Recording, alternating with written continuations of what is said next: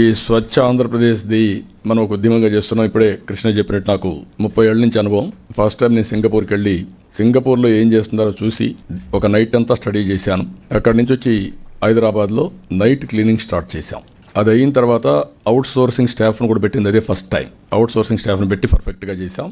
ఆ రోజుల్లో హైదరాబాద్ అన్నది best clean city in India. అది అయిన తర్వాత మనం క్లీన్ అండ్ గ్రీన్ ప్రోగ్రామ్ పెట్టి రెగ్యులర్గా చేశాం.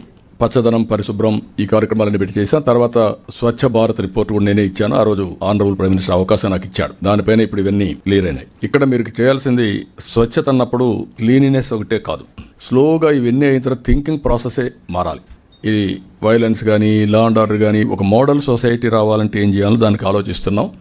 ముందు చెత్త అంతా ఉంటే అవన్నీ మనం చేయలేం కాబట్టి ముందు దీంతో స్టార్ట్ చేసాం.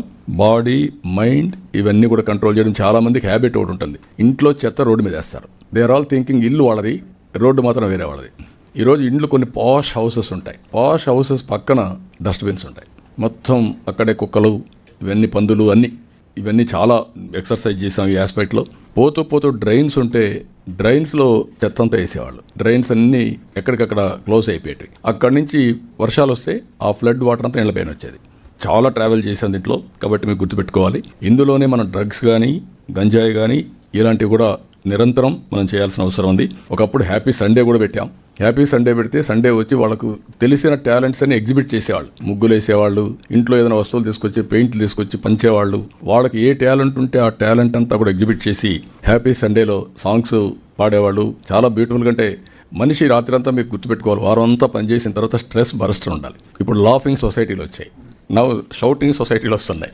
ఎక్కువ అరిస్తే ఆటోమేటిక్ రిలాక్స్ అయిపోతామని ఇలాంటి వేరియస్ యాంగిల్స్ వస్తున్నాయి. కమ్యూనిటీ కలవడం కూడా చాలా అవసరం. ఒకప్పుడు ఊర్లో ఎందుకు జాతరలు చేశారు? ఒక గ్యాదరింగ్, దాంతో ఒక హ్యాపీనెస్, ఒక స్ట్రెస్ బరస్ట్ ఇవన్నీ ఉండేవి. ఇప్పుడు అన్నీ తగ్గిపోతున్నాయి. ఇది కూడా ఈ కమ్యూనిటీలు కూడా మనం ప్రమోట్ చేయాల్సిన అవసరం ఉంది.